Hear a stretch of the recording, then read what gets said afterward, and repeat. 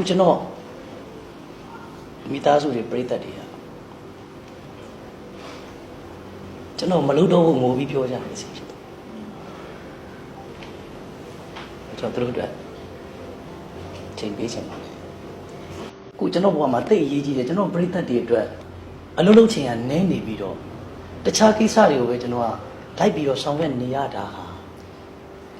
ကျွန်တော်ဘောမှာတစ်သက်လုံးအားပေးခဲ့ကြတယ်စောင့်ရှောက်ခဲ့ကြတယ်ကျွန်တော်ပြိတ္တတွေအတွက်မတန်ဘူးလို့ကျွန်တော်ခံစားတယ်သူတို့ကျွန်တော်အားနာဒါပေမဲ့ကျွန်တော်တာဝန်မချီတဲ့လူတွေမဖြစ်ချင်ပါဘူး။ကျွန်တော်ဘက်ကစနစ်တကျပဲပြောင်းလက်ခံစနစ်တကျစင်းရဲစစ်နဲ့ပါနဲ့ကျွန်တော်ခုလိုနှစ်ချုပ်တွေကလှုပ်ထားပြီးစင်းစစ်တွေပါနဲ့အကုန်ပါပြီးပါပြီရှိပြီးသားပါ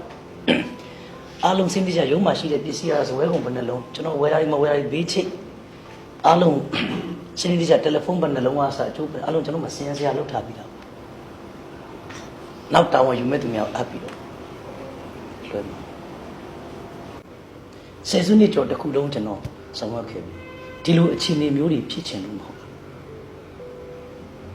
တချင်းတဘို့တောင်ဆုံးအောင်ချက်လို့မရတော့တချင်းလေးချက်နေချင်လိုက်ဖြည့်ရှင်းလိုက်ရဖြည့်ရှင်းရတာကိုဘာမလဲပါဒါပေမဲ့တိတိကြီးနဲ့မဟုတ်မှန်းတိတိကြီးနဲ့ဟုတ်တရားအောင်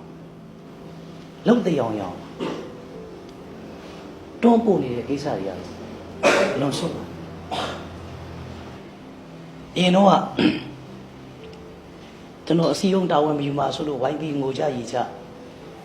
တာဝန်ယူဖို့လုပ်ကြတယ်